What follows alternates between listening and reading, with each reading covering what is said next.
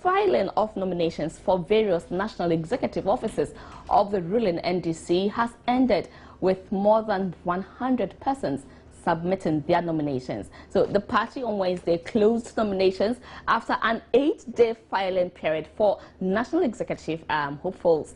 One interesting development, however, was the emergence of a challenger for the position of General Secretary. Yes, I'm absolutely confident of winning the incumbent, Mr. General Seyi Nketia, who happens to be my brother. I believe that I'm going to take the mantle from him. Where from this confidence? That is God willingly, because, you know, things come by chance or by nature. I never dream of doing that, but God has pushed me to the place. Nobody influenced me. I was there one day. I was at Komle J's luncheon, and the way the man was speaking, in fact, something came to me like a spirit. I said, wow, why? He's one of the men I admire so much, to be realistic. I said, this man, the way he's talking is going beyond the limit, because he wanted to be like he's a super ego. He's untouchable. So I realized, this man, the General Secretary, yes. And he's behaving like he's a super ego. Like nobody is contesting him. I said, how? This man, why is it nobody is contesting him? Has they even opened the nomination and he said nobody is contesting? I said, well, maybe he's saying so that people will be deterred. And I tell them, no, I'm a man. I need challenge. So I ought to come out and challenge and see what... You actually filed your nomination because you were challenged by the things, you were provoked by the things the General Secretary said. I have it in mind of coming out. And when he said it, it provoked me more. And I decided to come because NDC is a democratic party. So we believe in democracy. Everybody as a party member has the will or the power of also contesting. How do you assess your chances? Yes, my chances is clear, crystal clear. That you're going to win? Yes, I'll win, absolutely. You're going to win against an incumbent who has won power for you more than once? Yes, sure. Yes, for sure. I believe in God. What's your background in the party? Because when Johnson Seyi Nketia, for example, talks about why he should be elected, he talks about his track record. What's your track record? Yes, that is it. You are saying he has a track record. What is the track record? I want to ask you, did he alone did the campaign for NDC? So don't do a mistake. Journalists in Ghana, you do mistakes. Seyi Nketia never won the election alone. I'm repeating it. It's through all of us, our hard work, from the grassroots to the up. All of his leadership and stewardship. Very good. He did well. We don't condemn him. He's my senior brother. Because I don't want to do politics of insult. Let me too. That's why I told you I started from the grassroots. I've been a polling agent. Maybe even Seyi Nketia has never been a polling agent. People slap us because of NDC. So when people talk of experience, I ask them, if you are a minister and you said you have experience, where did you start it? How many of the ministers have been at the police station to work for the party? How many of them have even joined the coalition team or even the election teams at the constituencies? So if you go up, that don't mean you have experience or something. Experience is started from the grassroots, and I have worked at experience. I have worked for the party since 1992. So I don't see why you ask of experience. And I'm 44 years. I'm not a small boy. You understand? So I'm grown up, and I have been able to grow to this level. And you are still asking me about experience. I have a lot of experience. Probably I'll be 60 plus. 60 plus. Inshallah. So that means you're going to sweep more than 60% of the votes cast? Yes, more than 60%. What happens then, assuming you lose the election? That is politics. Election for you. That's why I'm telling you that this modern world of politics is not a politics of insult. The world has evolved from one stage to another. You understand? So we do the modern type of politics. That's why we are bringing in new methodologies. Because gone are the days where people insult. Seyi is my senior brother. Now I'm a self-employed. Self-employed. What do you do exactly? That one I'll give you later. I don't want to open it. Some say you are just getting into the race just so you become popular and just famous. Their view, my brother. That is their view. Is that the case? That is their view. But I bet. Case, I'm asking you. I say I bet to differ. Some serious challenger for Seyi Nketia. Well, meanwhile, some party executive hopefuls have been speaking to Joy News on the competition ahead come December 20. Running with a full team. Oh, well, as I have said, I think that the battle ahead of us in 2016 is not an easy battle. So we need people who are committed. And so I'm not surprised that I have this caliber of people following me wherever I choose to go. it is not an attempt by anybody to select people. But if you believe in the things that I'm preaching and you follow me, I allow you to follow me. I don't drive people away. And I have taken the decision to renew my mandate because I believe we have uncompleted business. So for the next 4 years ahead of me, I have put together 5 key manifesto pillars. And these are what we would be struggling to implement. My first and foremost wish is to reorganize the party structures and the organs of the party to respond to the changing needs of the party at all levels, and to make them more representative of the membership of the party. Specifically, I will wish and I will push for the expansion of the National Executive Committee of the party to increase the representation of regions at the national level. So I'll push for the NEC to include regional women organizers, regional youth organizers, and regional organizers of the party. Again, I think that it is unfair for the party like NDC to be having only 5 members of parliament represented on the National Executive Committee. My second, this is about the first pillar of my manifesto. The second pillar I wish to implement would be to try and replace the electoral college system, which has been used all along to select the party's candidates for general elections. I believe all of you agree with me that the electoral college system has gradually outlived its usefulness. And I'm saying this, I'm not looking at expanding the electoral college, because an expanded electoral college is still an electoral college.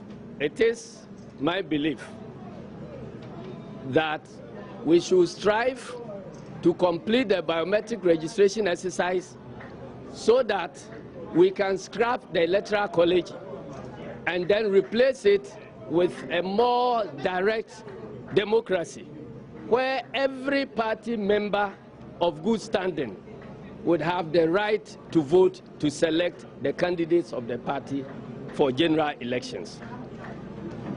The third pillar of my manifesto would be to reorganize and improve the reward system of the National Democratic Congress, to give emphasis and prominence to hard work, dedication, and above all, loyalty and commitment to the cause of duty and the cause of National Democratic Congress. It's the democratic process, and filing today is the peak of our campaign. Now that we have filed, our supporters in the party, the rank and file, now understand that we are committed to contesting the positions that we are committed. I'm committed to contesting the position of national chairman, and so are my colleagues. And in fulfillment of the democratic processes that our party has, our message that we are sending to the rank and file today is that they should remain peaceful, they should remain committed to the growth and development of our party through the voting process. You should be free to be voted for, and you should be free to give yourself to be voted for. There should be no violence. There should be no antagonism. We are one family, one party. And this must help make everybody in this country believe that the NDC is a democratic party and that we are forging ahead towards 2016 in a united manner. After today, we go to the Congress, and when the mass of our people speak, then we are ready for 2016. There are reports that the Congress date might have been shifted. Are you at all perturbed by that? Do you think it's going to affect your plans anyway? No. It's been shifted several times this year, and the campaign has been on. If it is shifted again, we'll still continue with the campaign. But the voice of the people is the voice of God. You seem to be a forerunner in this particular race. Why do you think you stand out so much? Well, thank you very much. In a very humble way, I'll say that it behoves on all of us, wherever you find yourself working, to be committed to the grassroots, to serve the people in a very humble, honest, and dedicated manner. And then, when the people want to lift you up, accept God. You know, I've looked at a number of things since I came back, and I realized that the hope for the youth is lacking. And it's about time that we showed the youth, based on the experiences that most of us have had, the way forward. We cannot leave them behind. Poverty is not something that they should be proud of. We should get them out of poverty. And therefore, my main goal is to make sure that those that I work with at NEC address these major issues that confront the youth. So that means you have the youth at heart now. Some would say, why wouldn't you rather support someone who is going for maybe youth organizer or something? Well, I look at my own experience growing up in Ghana, and I believe that the only way that we can help the children or the youth is not to help the youth organizer, but really go down. And that is the main reason why I ran for the chairman of a branch, to really find out exactly what difficulties they are facing. And therefore, I do not think that I have to restrict my help to only the youth organizers. They will have some help from me, but I'm looking at any child or any youth not going to bed with their stomach empty. Any child that does not have the opportunity to go to college. Any child who does not have the opportunity to have a good job. You don't have to belong to a very wealthy family to make it in life. No. It's people like us who have also gone through these poverty stages, who have been able to rise using our own strength, to learn from us. And therefore, I just want to share my experience with them. Looking at the way manner in which politics is done in the country, are you confident of victory? And if so, by what margin? I've never lost an election in my life. I've run a number of elections both in Ghana and also in the United States. I've never lost one. And it's the mission and the vision that I paint to the people that make them believe in what I want to do for them. And I've never lost any promise that I've made to people. I always make sure that the people, the promises that I make are followed strictly. Well, I have filed to contest for one of the slots on the vice chairmanship position. And I just returned from a tour of 5 regions. In fact, I've been in the 3 northern regions, Northern, Upper East, Upper West, and Brandhaff region. I ended up with a meeting with the regional executives in Ashanti region yesterday. And I came last night just to come and file the nomination and go back and do the field work. Indeed, I am a field person. I'm a grassroots person, and everybody who knows this NDC party knows that we have worked for the party over the period of time. Since 2000, when we lost the election, I was part of the reorganization exercise of the party, became national organizer of the party in 2002, still remain as the longest serving national organizer from 2002 to 2010. And so I believe that I have a lot to offer the party. The party is at a crossroad, and I consider my coming back to this party office where I have lived for almost a decade is to come and contribute towards our effort at retaining power come 2016. I believe that we need a very strong party, we need a very strong organizational machinery, we need a very critical strategies to be put in place to ensure that we win the election 2016. And it calls for experienced people like some of us to come back and contribute towards the rebuilding and working towards 2016. So I believe that I bring a lot to the table. Well, it is critical because we have won election. We won, if we look at the political landscape, there has been, since 1992, we won election in 1992, won in 1996, we lost in 2000, we lost in 2004, we won in 2008, and won in 2012. It is so critical for us because we have a very young, affable, and energetic gentleman who is leading the party and leading the nation. And we believe that he has started putting the necessary structures to ensure the takeoff economically, socially, and of the country. And we believe that we need a very strong machinery to push the agenda of the Better Ghana agenda. Indeed, if you are pursuing an agenda as a government and you don't have a strong party to back you and to work towards retention of power, it becomes very, very difficult. And we believe that some of us have what it takes to come back to the party and help in achieving that objective. It seems to be the case that factionalism is beginning to brew up in the party. Just some few minutes ago, a sect came in to file their nominations. It seems another thing has repeated itself. Is that the case, and what's happening? I don't know what you mean by factionalism, because I entered here and came and filed alone to contest for national vice chairman. And so there is nothing like factionalism. So it's just by coincidence that you are with all these people, all the other people filing at the same time? Since morning, people have been filing. And I came here earlier on, and the place was choked. And I decided to wait until the pressure goes down. And when the pressure went down, I moved in to come and file. So there's nothing like factionalism. No. I don't belong to any team. Ofosu Ampofo is an individual who have come to file his nomination, and I believe that I have gone around campaigning and telling the people what I'm capable of doing as a national vice chairman of the party, and I'm campaigning on my own records, and I believe that my record speaks volume for itself, both in party and in government. And I believe that as a local government minister, people know what I did for the NDC party and the country as a whole.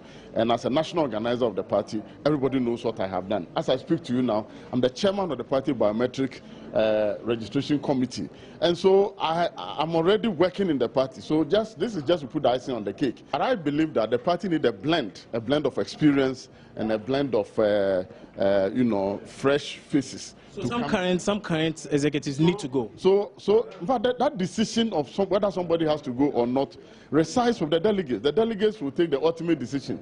So it does not lie in anybody's mouth to say that. But I believe that if you have a party where the executives have led the party to win an election and have managed to defend their title and retain power, I believe that we need to give credit to the current executive because they have done a very good job. All what we are coming to do is that when the delegate decides, and some of us are given a position to play frontal role in the party, we will come and help those who are already there, to move the agenda of the party forward. Because I believe that having an executive who won an election, defended, and won a second election cannot be said to be a bad achievement at all. Just spill the bean and tell you the truth that we have some men on the ground who are working, who are doing a lot of preparatory work as far as this Congress is concerned.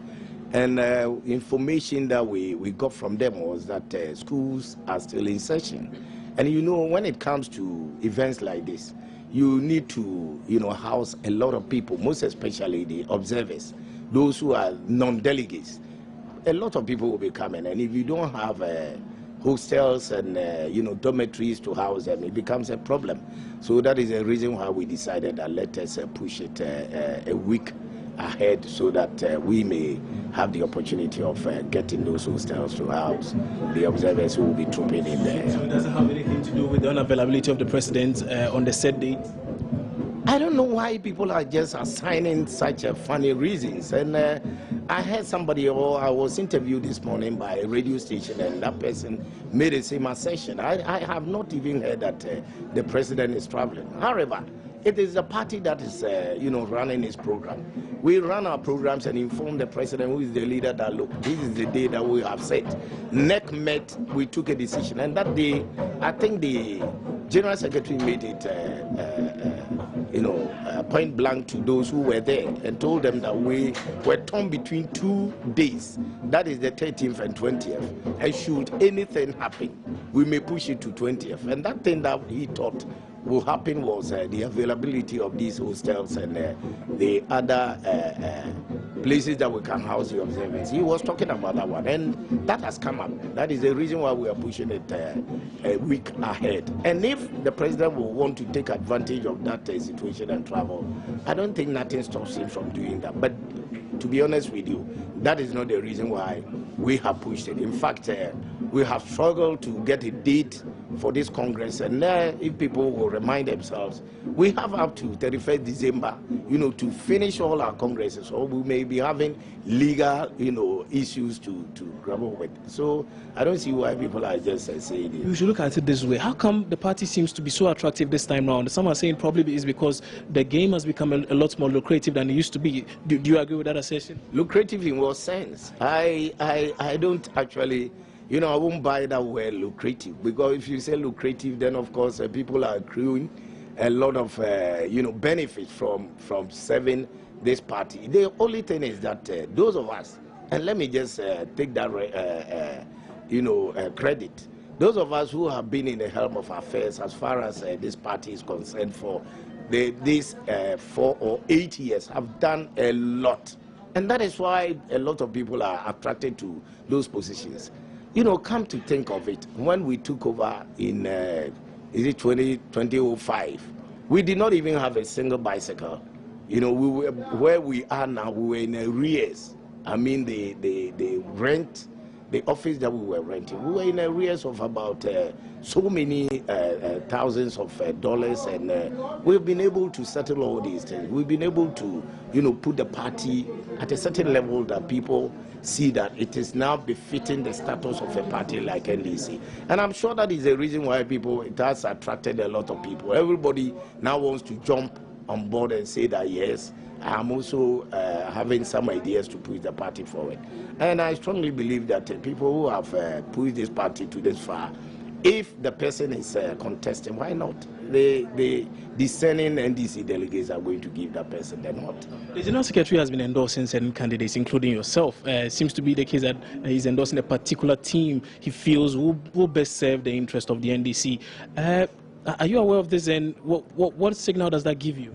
I'm not surprised at all that he is endorsing me. Why not? Because we have a name, for ourselves. People used to call us a Key and Popo. Why are they calling us a Key and Popo? Because we get on well, we plan together, we strategize together, we do a lot of things to push the party. And I think he has made this assertion when he addressed people who were at Dr. Kabreji's campaign launch. Told them that he wanted some people to be, selected or elected as national executive member. And he thinks that these are the people who can help him, to achieve the goals of the party come 2016. I think each and every one of us has his own kind of people that he will want to work with.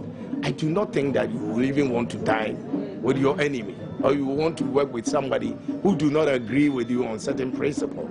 So if he has chosen to work with some people, I think he is entitled for, to make those assertions. And I'm not surprised at all that he is mentioning those names, because he knew where we started from, where we have reached, and the plans that we have to push the party forward. So it now seems the party has 2 teams, one team Potofi and 2 factions sort of. I will not call them factions, but I will call them teams. Yes, if you say team, yes.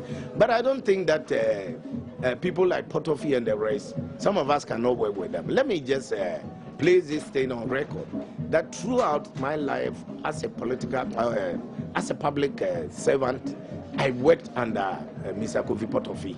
He was the mobilization national liaison officer or national coordinator. I was a regional also a regional coordinator with the National Mobilization Program until he left for NADMO, and I stayed until we lost power in 2000 and all of us were booted out. So he's one person that I've worked with. If you read through my CV, you see that he's even one of the referees that I've referred to. I can work with any one of them, but one thing is that we need to face realities and face them well. I have worked with both Mr. Potofi and Dr. Kwabena, and I see Dr. Kwabena also as a very selfless person. When he took over as the chairman of the party and we did not have anything here, he was the one who went around and did all the work that we have been able to do now. Now, Mr. Potofi has also been the vice chairman of this party to this level. If he is also having some new ideas and wants to bring them in, we leave the decision to the delegates, to take. So whoever will be chosen as the national chairman, if I'm really elected as a national organizer, why not? I can work with them. But I think General is making a point that these are the people that he has worked with, but to him, think that these are the people that he will be very comfortable working with. At the end of the day, we do not have any problem when the choices are made and people are elected. We just have to go with those that the delegates will choose to.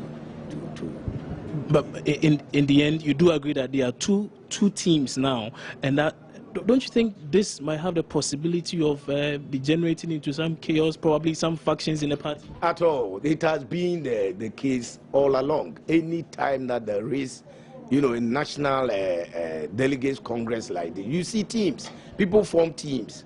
And I just want to remind you that during 2005 in Kovorivia, some people thought that we have Obed team and we have our founders team. But at the end of the day, we had mixed. Some people were perceived to belong to Obed camp. They were voted. Somebody like my former boss, Ovuzwampofo, was, perceived to be a staunch supporter of Obed, Baba Jamal and the rest. They were all re-elected. People are looking at the capabilities of those who are contesting for certain positions. And I think that is how it goes. And I don't think that people are just going to look at the teams and who are leading the team. No, they will just have to select members of the team who they think can do the job better. So we have been listening to aspirants in the NDC who are hoping that come December 20, they would secure good positions in the party. Well, still a bit on that issue, we have Dr. Evans Agridako, a political science lecturer at the University of Ghana, Legon, joining us for a short discussion. Good morning, Dr. Agridako. Good morning. And thanks for joining us here on News Desk. Yeah, thank you very much for having me. Right, so how can the NDC work to improve and engage more grassroots support in electing its national officers? Right, thank you very much, for the opportunity. You recognize that NDC over the years has really been able to build a very strong support base. And that is also partly due to the fact that it has a long history political office. I mean, if you look at the PNDC, for instance, the years, and then, of course, the 8 years that they lived under the constitutional rule between 1993 and 2000, this opportunity gave the party a very unique a window of opportunity to be able to build a very strong support base. Of course, you cannot build a strong support base if you are not distributing what we call ideas of power. So you build the structures, you go to the basic level, appointments are made, people get certain positions, certain offices are created, etc. Institutions are established, certain appointments are made. Don't forget that under, even under constitutional dispensation, the president, for example, wields enormous powers and authority as far as the patronage and appointments are concerned.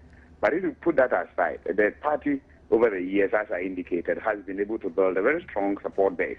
But there is no village in this country that you probably will not have a branch or a structure, of the NDC, represented. So it's fairly represented on the ground.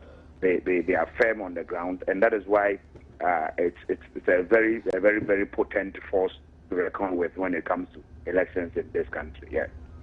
So they have. It's a mass party. They have that. They have the grassroots support. And of course, when we are also in power, it also gives you an added advantage to be able to galvanize, because organization is critical. We know the organization decides everything, but I tell you, resource matter. You understand? So means and ends must be mobilized, as it were, to enhance the type of organizational outlet that you have, and they do have the means. At this point in time. Okay, let me also find out. President Rawlings has backed some candidates. Do you think he still has that support at the grassroots? I mean, there's no way. I mean, Ghana, Rawlings' factor in Ghanaian politics is something that we cannot wish away. It cannot be overemphasized. But you see, it happens that within an organization such as political party, power, we call it symmetrical or asymmetrical relationships when you are talking about power really sometimes diminishes. So you have groups within a party which will gain power, and at the same time you also have groups within a particular political party losing power.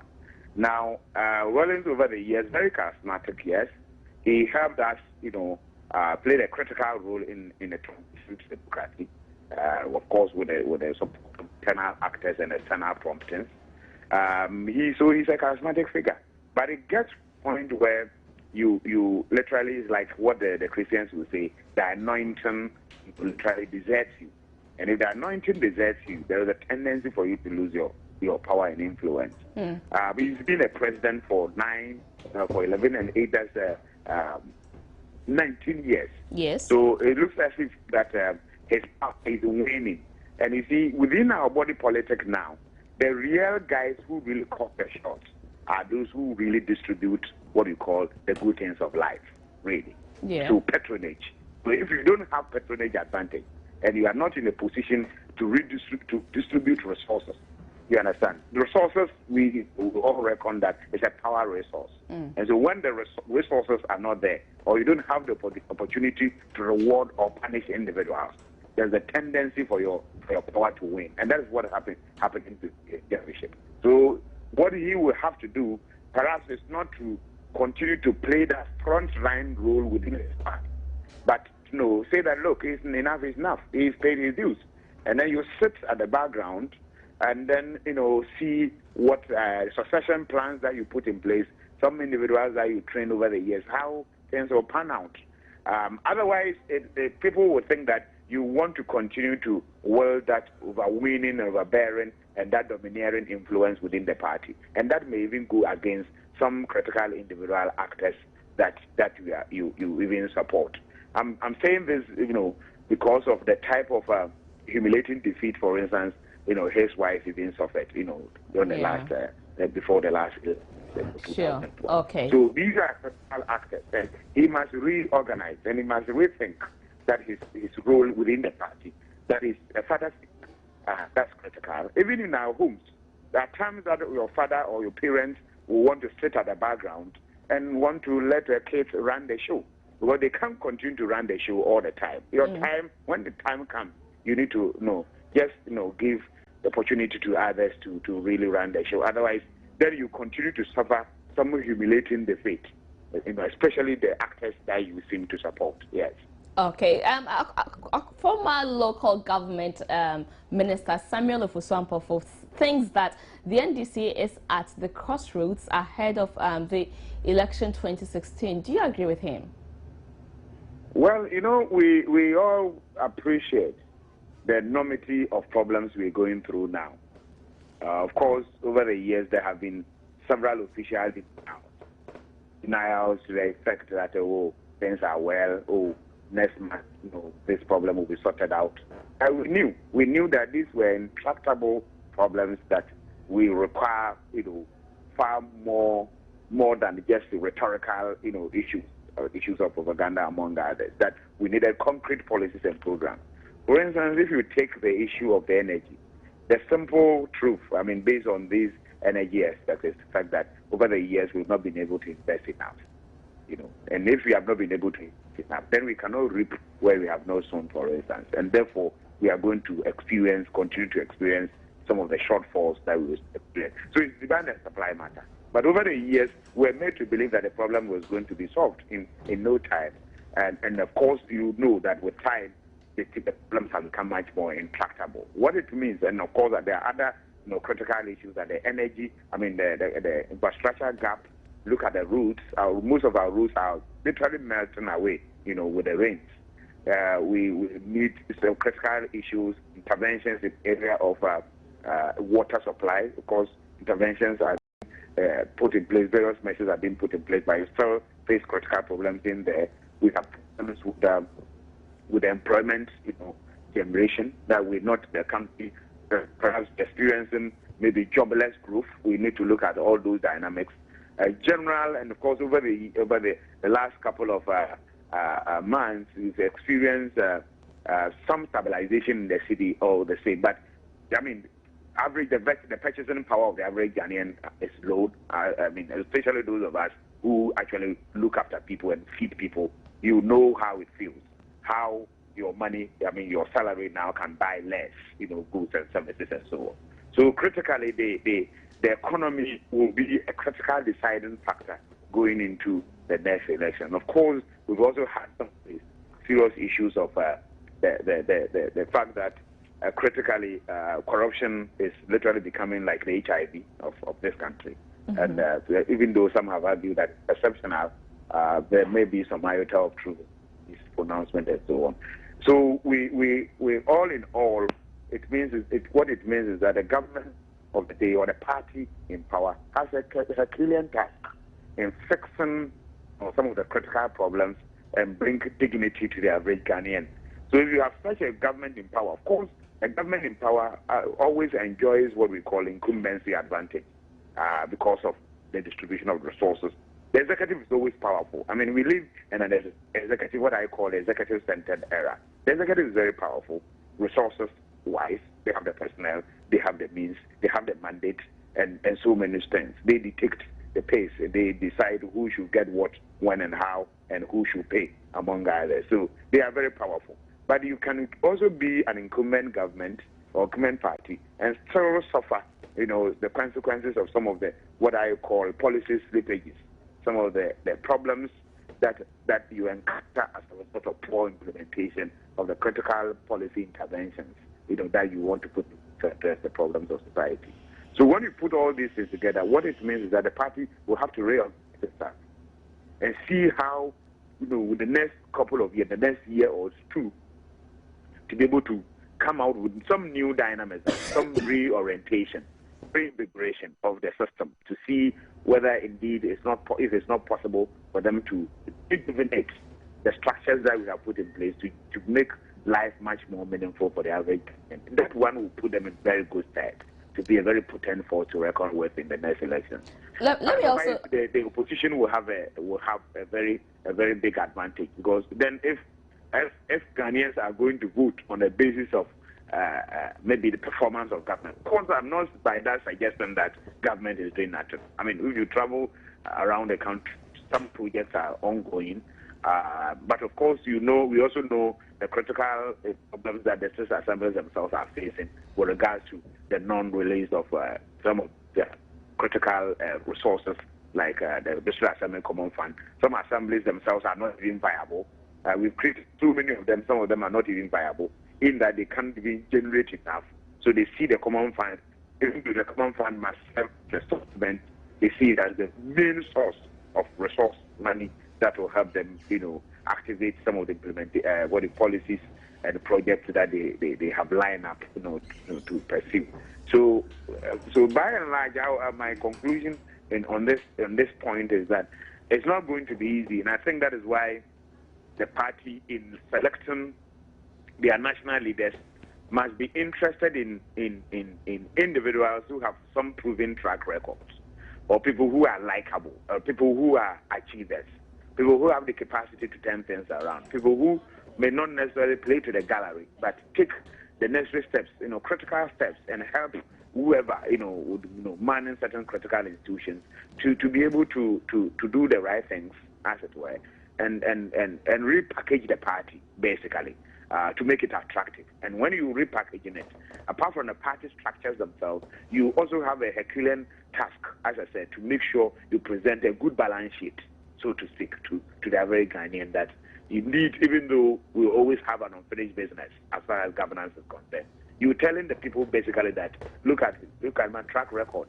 We've done so much, and we think that if you give us another mandate, we will have the capacity to really excel and fix the critical problems that you face. If they are not able to do that, the next election will be a very difficult one for the incumbent government, unfortunately. So poke your thoughts. We have competitive aspirants vying for the position of the national chairman. Who do you think stand a better chance? Come again, can you please come again? I'm asking, we have serious competitors in the national chair position. Who do you think stands a better chance? If you look at some of the actors, I haven't really looked at critically their background, but if you look at somebody like Kofi Potterfi, he can pull a surprise. Because he also has a very strong support base. Don't forget that he has a long years of public service, especially in NADMO, since its inception. And if somebody who is in NADMO, then you know that the person has grassroots support. Because he has that organizational base. That his training, in disaster management, in sport, and participating in several conferences that deal with, and then of course intervening in certain areas where we have experienced conflict among some of these disasters and so on. Has all these things have given him enormous organizational, ability. And of course, he is also a leading light one of the leading lights within the party. Of course, also very close pal with some of the key actors within what I would call some of the financial fathers and some of the founding fathers. So he is likely, he can create a lot of problems. But you cannot, also disregard the role and influence of the current chairman, for instance. He is a slow by sure, I would call it, slow by sure guy. Such actors you can't disregard, they are forced to reckon with. They don't talk much. They believe in deeds, not words. And so such actors, when you are also in contest with them, you cannot count your chickens before they are hatched, for instance. So I'm expecting a very healthy competition. And at the end of the day, the party should elect somebody that all of us will be proud of. We need good leaders, irrespective of which political party you subscribe to. We need good leaders across board and can repackage the nation and continue to present Ghana as a hope, within on the continent, and then propel us into some higher heights, project our good governance, ensure some high level of development, bring dignity to our people, and so on, and deepen our democracy, basically. Yeah. All right. Thank you so much. We had been talking to Dr. Evans Agridako. He is a political science lecturer at the University of Ghana, Legon, and he helped us through with some thoughts on the NDC elections pending in December 20. Let's catch a break here. When we come back, we'll talk a bit more about the cocaine menace and some other issues. Stay with us.